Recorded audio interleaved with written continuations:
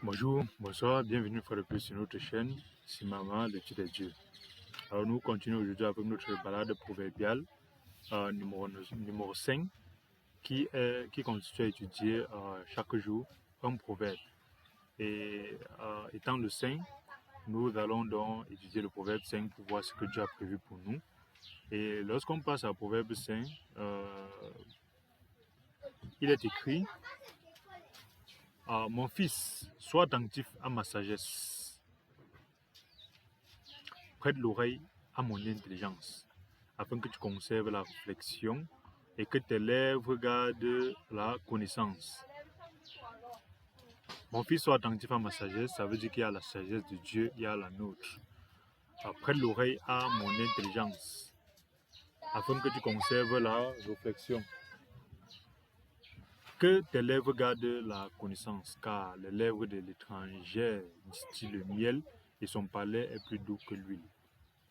Il y a beaucoup de personnes qui autour de nous disent des choses qui sont bien à entendre, bien à comprendre, mais qui naturellement ne sont pas des choses qui devraient être notre partage. Alors il dit, verset 4, mais à la fin, elle est amère comme l'absinthe, aiguë comme un glaive à deux tranchants.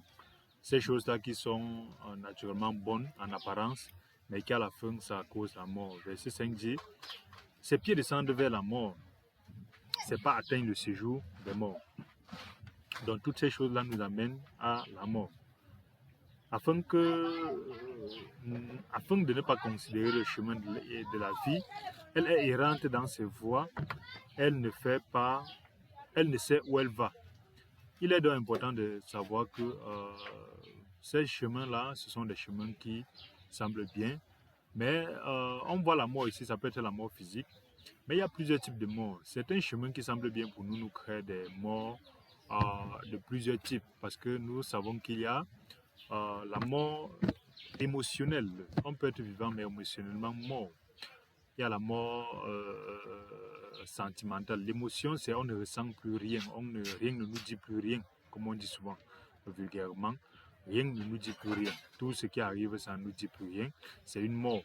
Il y a aussi la mort sentimentale, la mort où on a, par rapport à l'autre, par rapport à notre prochain, on ne ressent plus quoi que ce soit par rapport à notre prochain. S'il est en train de mourir, ça nous concerne, nous, ça ne se concerne pas.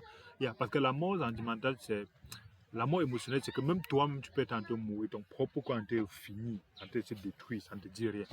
Mais la mort sentimentale, c'est la mort où l'autre est en train de subir des difficultés, toi, ça ne te dit rien. Et ça aussi, c'est des choses qu'il faut voir. Lorsqu'on parle que ce type de chemin-là qui semble bien à nos yeux nous mène à la mort, on n'aime pas seulement la mort physique. La mort physique aussi fait partie, mais elle n'aime pas seulement aussi ça. On a aussi la mort professionnelle, la mort financière, la mort matérielle.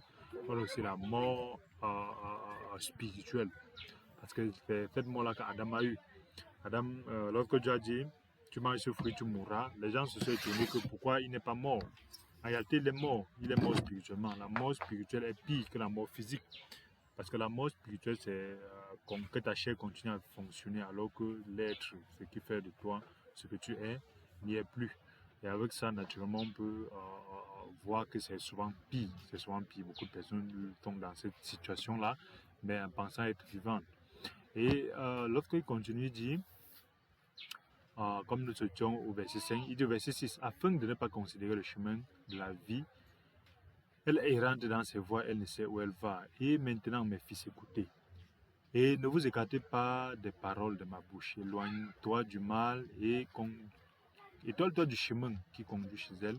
Ne t'approche pas de la porte de sa maison. Il faut se méfier de ces endroits-là. Et le verset 9 dit, de peur que tu ne livres ta vigueur à d'autres et tes années à un homme cruel.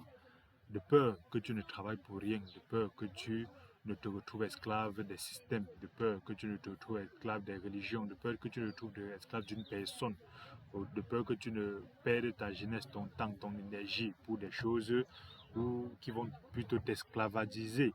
Et dans ce cadre, il continue en disant que, verset 10, de peur que des étrangers ne se rassasient de ton bien et du produit de ton travail dans la maison d'autrui, de peur que ta sagesse se retrouve manipulée par les uns les autres, de peur que ta portion se retrouve manipulée par les uns les autres, de peur que ta bénédiction se retrouve manipulée par les uns les autres, de peur que ton énergie, ton travail, ton intelligence, ta portion et ta richesse se retrouvent donc être manipulée, comme l'Afrique est manipulée par les Occidentaux, et tu possèdes toutes choses, mais tu n'en bénéficies aucunement.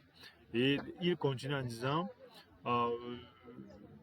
verset 11, de peur que tu ne gémisses près de ta faim, quand ta chair et ton corps se consumeront, et que tu ne dises, comment donc ai-je pu haïr la correction, et comment mon cœur a-t-il dédaigné la réprimande?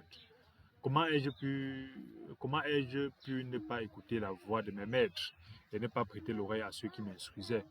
Nous avons vu hier dans le Proverbe 4 que l'instruction de Dieu est très claire et elle est recherchée, elle doit être recherchée. L'instruction d'un père et d'une mère, c'est une complémentarité qui nous permet de nous éloigner du chemin de la destruction. Et avec ça, on peut donc comprendre que celui qui s'éloigne de ces chemins-là aujourd'hui se retrouve en train de regretter. Et verset 14 continue à dire, peu s'en est fallu que je n'ai éprouvé tous les malheurs au milieu du peuple et de l'assemblée. Et verset 15 dit, bois de l'eau de ta citerne, les eaux qui sortent de ton puits. Tes sources doivent-elles se répandre au dehors? Tes ruisseaux doivent-ils couler sur la place publique? Donc, ce qui est destiné pour toi, il faut gérer ça de telle sorte que ce soit un élément privé. Ce qui est destiné pour toi, tu ne dois pas faire de ça une source publique. Ce qui est aussi destiné pour toi, tu dois te concentrer dessus et laisser les autres avec leurs sources. Tu dois laisser les autres avec leurs choses. Chercher ce que toi, Dieu t'a donné, ta source privée. Et c'est très important. Et il continue, verset 17, qu'il soit pour toi seul et non pour les étrangers envers toi. Certains partages ne sont pas bien. Que ta source soit bénie et fais ta joie de la femme de ta jeunesse. Biche des amours, gazelle pleine de grâce. Sois en tout temps enivré de ses charmes, sans cesse épris de son amour. Et cette partie est toujours beaucoup utilisée pour faire entrer les considérations, on peut dire, amoureuses, sexuelles ou autre chose dans le corps de Christ. Mais quel que soit lambda, c'est important de ne pas aller de branche en branche. C'est important de ne pas aller de femme en femme. C'est important de ne pas aller de fille en fille. Mais ce n'est pas aussi pour dire, quel que soit lambda, que il faut utiliser les considérations du romanisme, les considérations occidentales. En réalité, il est juste clair de comprendre que les personnes ou la personne que Dieu t'a donné avec qui cheminer, il faudra mettre ton énergie sur elle avec S, avec ES ou sur elle avec E. Et avec ça, il est important de ne pas aller partout. Ça va perdre l'énergie. Salomon a fait ça, ça n'a pas donné. Et il faut rester à la quantité que Dieu t'a donnée. Si c'est une, si c'est plusieurs, que ce soit plusieurs, mais que tu n'ailles pas de branche en branche.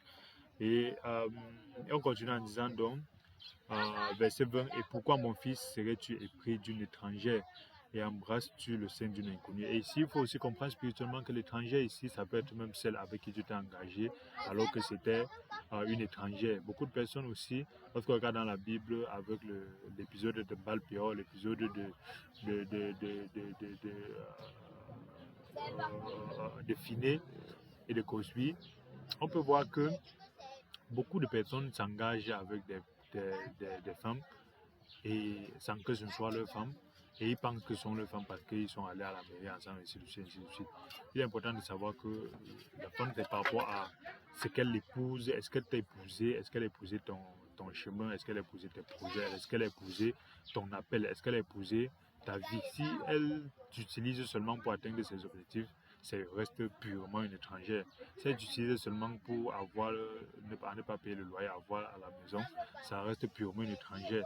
Si elle t'utilise pour aussi dire que je suis allé à la mairie, on m'a aussi épousé, ça reste purement une étrangère. Donc beaucoup de personnes aiment justement le romanisme qui est de penser que parce que deux personnes se sont draguées, sont épousées, ça veut dire que c'est ta femme que Dieu a donnée. Non, non et non. Et dans ce cadre-là, ils s'imposent donc des choses en disant que non, la femme c'est celle que Dieu a donnée. Et quand Dieu donne, il y a des éléments métriques pour montrer cela. Mais beaucoup de personnes font leur choix et viennent imposer ça à Dieu et ils pensent que parce qu'ils ont spiritualisé ce choix-là, ça devient que ce sont des choses de Dieu. Donc, beaucoup de personnes sont donc mariées à des étrangers sans connaître. Et beaucoup de personnes sont mariées ils connaissent même, mais ils se rendent compte qu'ils sont bloqués par la religion. La religion est très bien pour montrer en apparence ce qui est bien à faire, mais incapable de faire. En tout cas, il est donc important de ne pas être épris des étrangers. Tu peux être que tu as débordé, tu t'es épris quand tu t'es marié à un étranger. Il faut tout savoir que ça aussi c'est quelque chose qui est interdit par la parole de Dieu. Verset 21 dit car la voix de l'homme sont devant les yeux de l'Éternel qui observe tout le chantier. Or, beaucoup de personnes ont fait leur voie, leur choix, leur cheminement. Et ils veulent maintenant imposer ça à Dieu, ils imposent ça à l'Église et ils imposent ça aux autres. Ils pensent que non, c'est parce qu'ils ont trop bien parlé avec les choses de Dieu, les versets. Ça veut dire que ça va rendre cet étranger-là leur femme, ainsi de suite, ou cet étranger-là leur mari. C'est très important de se méfier dans quoi je suis et dans ce que je suis là. Est-ce que c'est par rapport à mon intérêt ou c'est par rapport à ce que Dieu a fait que ce soit comme ça. Et ça, c'est ça que d'où vient là. Et si on veut regarder selon ce prisme-là, on va rendre compte plus de 90% des mariages chrétiens, ce sont des arrangements qu'on spiritualise et qu'on vient mettre Dieu dedans. Bref, on continue en disant que le méchant, le verset 22, le méchant est pris dans ses propres iniquités, il est saisi par les liens de son péché.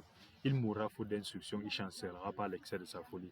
Donc la parole nous montre que le livre de la sagesse nous canalise pour qu'on n'entre pas dans la folie, pour qu'on n'entre pas dans la méchanceté. Il dit dans la méchanceté, il dit ne sois pas juste à l'excès, ne sois pas aussi méchant à l'excès. Il faut faire attention de toujours rester connecté à Dieu. C'est avec ça que nous pouvons bien comprendre l'importance de méditer la parole de Dieu chaque jour. Parce qu'on peut, par exemple, par jour, lire beaucoup de choses dans le corps de Dieu, mais on ne lit pas des aspects pratiques qui au quotidien nous donnent la plus-value.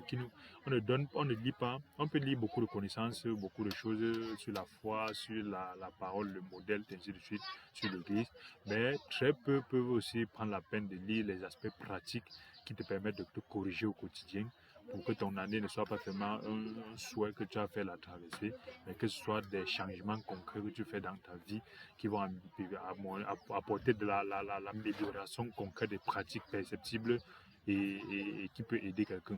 En tout cas, merci d'avoir écouté ce partage, merci d'avoir écouté cette balade proverbiale du 5 du mois et à bientôt sur la balade proverbiale numéro 6. Si cette vidéo t'a béni, n'oublie pas de t'abonner, de cliquer sur la cloche de notification et de partager, ça nous ferait plaisir.